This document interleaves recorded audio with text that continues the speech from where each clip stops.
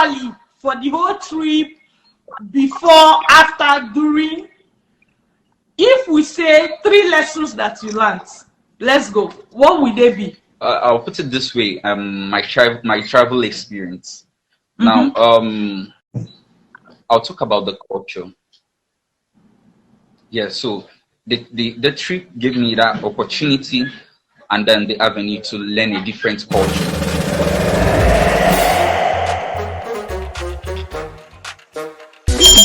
Okay, today I will be interviewing Obinna. So Obinna is one of the recent beneficiaries of the great work that Vantage Migration is doing. We are selecting people that have been supporting Vantage Migration in one way or the other and giving them the opportunity to experience travel abroad for real. Some time ago, we sponsored 4 people to travel from their country to another country, all expenses paid, and Obinna is one of them. So join me today as I welcome him. Thank you so much for joining me today. How are you doing? I'm very well, ma'am, and you? I'm okay. Let's get the gist rolling. Please introduce yourself. My name's Obinna Emmanuel and I'm a biochemist. I graduated from Nnamdi Azikiwe University, and yes, I traveled to Ghana. Okay, thank you so much. Some people were like, "Oh my God," because usually before we send, we sponsor people to travel, there's usually a contest, right? So there's, of course, during the contest time they didn't see you, and then during the travel time they saw you. So it's like, wait. How did he get the slot? So I'm going to give a brief story before we go into like the trip proper. So we found out that somebody else won to travel. But when we started the travel preparation process, we, by the way, we made passports for the person. We gave pocket money while the person was traveling for passports. We paid flight tickets for the person, actually. And the person backed out at the end, for reasons best known to them. This is one of the things we have to go through. So we actually lost the entire flight tickets. Of course, the person already got international passport, so his international passport is not something you take away from somebody, right? They have it all the same. But we actually lost a whole return flight, like flights going, flights coming. We lost it all. Yeah. But instead of, there were other things as well. So instead of just leaving that space vacant, we decided that it was better to get someone, because this was like maybe 4 days to the trip. So we're like, you know what? We're going to find somebody to take this slot, because I've already made up my mind that we're going to sponsor 4 persons. So we posted on our wall and said, if you have international passports, please message us. When I heard this news, I posted it before I went to bed, Canada time. So when I woke up, surprisingly, nobody, like people were responding, I don't have international passport, I don't have international passport, I don't have international passport. That was when he got to me. Oh my God, I know that Obinna got his passport, his international passport, few months before then. I knew because, I work with you and that's so I'm like, yes, instead of me looking for somebody with international passport in the open wide web, and yet I'm not even finding anybody. Why not we give the slot to somebody who has also been contributing his own quota to Vantage Migration? So I don't even want to say the other side of the story. So I called Obinna and I was like, Obinna, guess what? And he was like, oh, this one that Dr. Linda is calling me. What did I do? And all that kind of thing. And I was like, Obinna, you're traveling. I can imagine that he was confused for some minutes. Like, I don't understand what's going on here. Do you mean if I'm interested in travel abroad or something? Anyways, that was how Obinna got the slot. If you want anything in life, you have to start the first move. Because sometimes when the opportunity comes, they are going to come so fast. Like if you've not made the necessary preparation, that opportunity will just fly by. I saw a lot of people that have been participating in our travel abroad contest before now, who are guys, but yet they didn't have international passport. And unfortunately, because of the short period, we could not take them. So somebody said, please give me 2 days, I'll go get it. Sorry, we don't have 2 days. If we had the 2 days, then I probably would have even maybe done another contest or something. Because when you have 4 days to prepare, you have to buy your flight. And you don't want to buy it a day or the day of the trip, right? The flight will be filled and all that. So crazy. But I just said, let me put that story out there because it has some lessons. Somebody may look at you, Obinna, and say you are lucky. And I remember the passport issue. Maybe I can even talk a little bit about it. I needed to give like bonus or something to a group of people. And I said, do you want cash or do you want passport? Obinna was the only person who told me, give me international passport. Almost every other person took cash, and that's okay. I'm not condemning that, but every single step that somebody takes towards their dream prepares them for the next available opportunity. That's the point. Tell me about the trip. What was the highlights for you? For the highlights, I had so many highlights, and but I would want to talk particularly about Saturday/Sundays outing. Okay.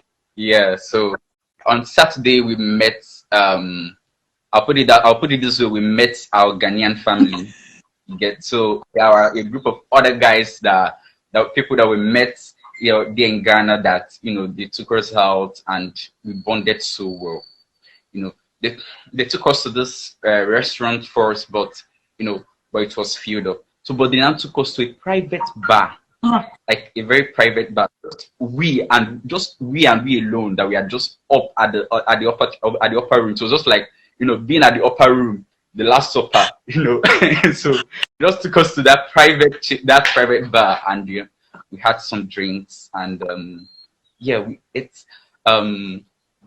called it pork fried rice. Ooh. Pork fried rice, and that was the first time I'm testing that. It was prepared in such a way that the pork they were nicely roasted, and pieces just small pieces, and scattered inside the rice, such that you carry one spoon and you're packing like 2 different meats, and yet eating that also there is a big of chicken that is waiting for you to steal the ball. And why was that your highlight? It was my highlight because, like I mentioned, we got to meet our Ghanaian family. The highlight there for me is the networking, because we got to meet people. And then on Sunday morning, they came again to pick us out, and that was when they took us for the Banku indoctrination, and for the Banku, I have a little confession to make. When we walked into that restaurant, and I saw the size of the big basin, the big container of soup that they use in dishing out the soup, my mind caught. I'm not gonna lie, I won't lie. My mind caught. I was like, whoa, this soup that is like this, as in, after eating, is it for 3 days or just for 1 meal? I don't understand. So it was when we got to to taste the food, to eat the food, that I understood the reason for the size of soup as well. Because it was well garnished. And I will not for my hand, neither will I for my leg. So after eating, I went fishing. I went to bring my fishing nets and my fishing hook, and I went fishing inside the soup. Nice. For me, nice. That's good. That's really amazing. Maybe I should talk specifically about the return flight. I saw your pictures. You guys had pictures with Captain Matthew. That was really awesome, because he's like, I've never slept with a pilot that flew the plane before. So seeing that was like, wow, you guys are something else. That's really awesome. So let me ask you, as now you're no longer a first-time traveler, you've traveled before. So it's like, we made history. Okay, that's fine. So generally, for the whole trip, before, after, during. If we say 3 lessons that you learned, let's go. What would they be? I'll put it this way: my travel experience. Now, I'll talk about the culture.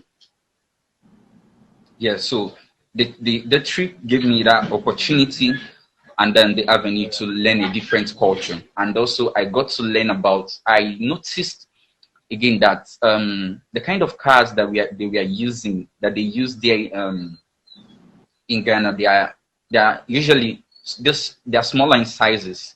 And you know, that's piqued my caught my interest, and I asked for that, like, why are the cars this small? Or you know, they are as in why are they usually this small? So they mentioned, I was told that they preferred smaller cars, you know, to reduce fuel consumption and also to reduce air pollution. Now, this point, you know, stuck with me because it shows a country that is, you know, that thinks about the future. That's basically. Okay. What's the third point? Okay, the third point. Yeah, the third point here I got about again was the electricity management. Yes. Yeah, so one might think it's a little bit petty, but then I saw growth. That was what also caught my attention. I saw growth. So the electricity corporation, you know, they print out let me put it this way: they print out a timetable on, you know, power allocation. So every region knows when they're supposed to have light and when they are not supposed to. And I was also told that if let me speak it in broken so that I'll drive home the point where if NEPA take light when they are not supposed to take light, is wahala. Like, it's a big case in Ghana. What I'm taking from the things you've submitted now is that on the surface, you know, one may just look at all African countries and assume that they are all the same, right? Like, what's different? I hear that a lot as well. You know, so it's like all African countries are the same. So it's like, but from what there are things that differentiate one country from another. Like what I explained at the beginning, you're a good example of somebody who is getting prepared ahead of time. And that preparation means that when the opportunity comes, it's like you're a receiver. You just grab the opportunity and use it. Okay, thank you so much. I'm advising every other person who is watching us today, be prepared, get prepared. Don't be quick to call people lucky. Find out what they did, you know, find out what they did and see how you can do the same. There was a time, you know, a scholarship came out quickly. So I broadcasted it to all the people on our email list. But I noticed that those who have never gone through any form of training or anything, those of them, they were like, Dr. Linda, how do I apply? And I'm like, shame. Why? Here you are, you know, there is a scholarship, but you don't even know how to apply for it. So how are you going to get it?